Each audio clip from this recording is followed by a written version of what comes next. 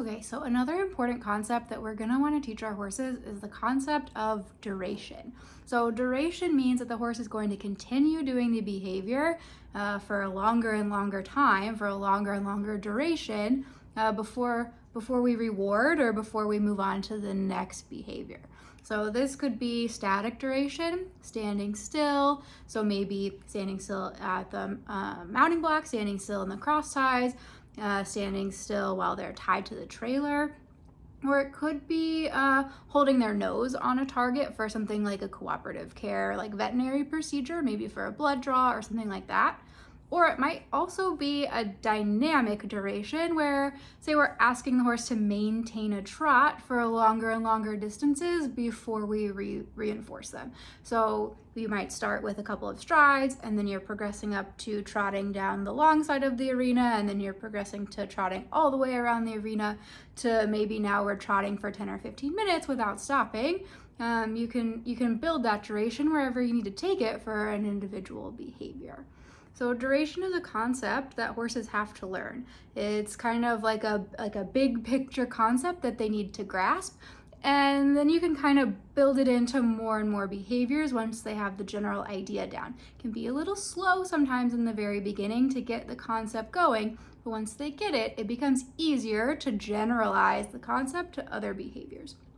So with that being said, I tend to teach duration in the beginning with something very simple that they already know well. For example, touching the target, teaching them to just hold their nose on the target for longer and longer, and then you can start to build it in to more complex things as you go. But starting really simple seems to really help get that concept in their brain. So when we're teaching duration, I want to make a note. Sorry, I keep looking down at my notes so I don't forget anything. But I want to make a note that we don't forget our foundational theory of slicing things thin. With duration, we're shaping, just like we're shaping any other behavior, we're going to shape the piece of duration. And so we want to make sure our criteria is clear and cut into tiny pieces to help our horse be successful and understand what we're asking of them. So our early repetitions may feel like we're just kind of slowing down that loop. So when we're training the behavior, we kind of get it in a loop. So they're gonna touch the target, click, treat, touch the target, click, treat. And maybe we slow that down just a little bit, touch the target, click, treat, touch the target, click, treat. And we're just pausing, we're just building in a pause to begin with.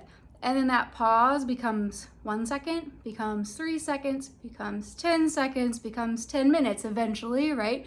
Depending on how far you want to take it, how much time and effort you put into building that duration on that behavior. So holding your nose on a target, you may not really need to progress up to 10 minutes. It might not be relevant to you in any practical terms, but trotting or doing something like, I've lost my example. Movement behaviors, particularly, we tend to want to build up standing tied. There's my other one.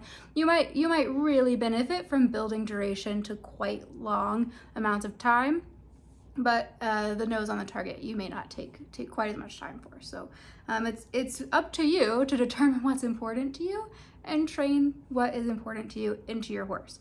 So we can choose to train a specific hold cue to the behavior to cue them that they need to have duration on this, or you can just kind of build duration into everything you do. And now your cue for the behavior always means cue for behavior plus duration once it's shaped into the behavior.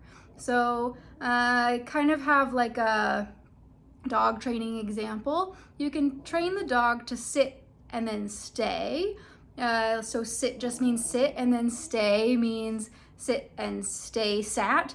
Or you can just train your dog that sit means sit until I tell you to stop sitting. So sit until either I click and reinforce, or sit until I cue you to do something else. So with our horses, we might have trot just means trot off, and I'll tell you when to stop trotting, but keep trotting until then, right? And that seems to be a little bit more like real life applicable, a little more convenient for people. Sorry, my dog is grumbling at me because I'm not paying attention to her, if you can hear that in the video. But what I'm trying to say is if we build duration into everything that we're doing, then we don't have to have a sit-stay cue. We can just build it in. And now if we tell them to stand, they stand until directed otherwise. If we tell them to trot, they trot until they're directed to do something else. And that tends to be my preference. That feels a little bit easier to me, a little bit better. But of course, you can do it any way you want. There's plenty of people who train their dogs sit and stay separately, and it's perfectly functional for them. So you could also do different things for different behaviors. It's up to you. So that's duration. Slice it thin, build up slowly, keep the horse successful. If they lose track of where you're headed and they get lost, find a way to make it a little bit easier, take a step back, make it a little bit easier, and then rebuild it back up. Just like with everything else that we're training, it's shaping, we're just shaping for a duration.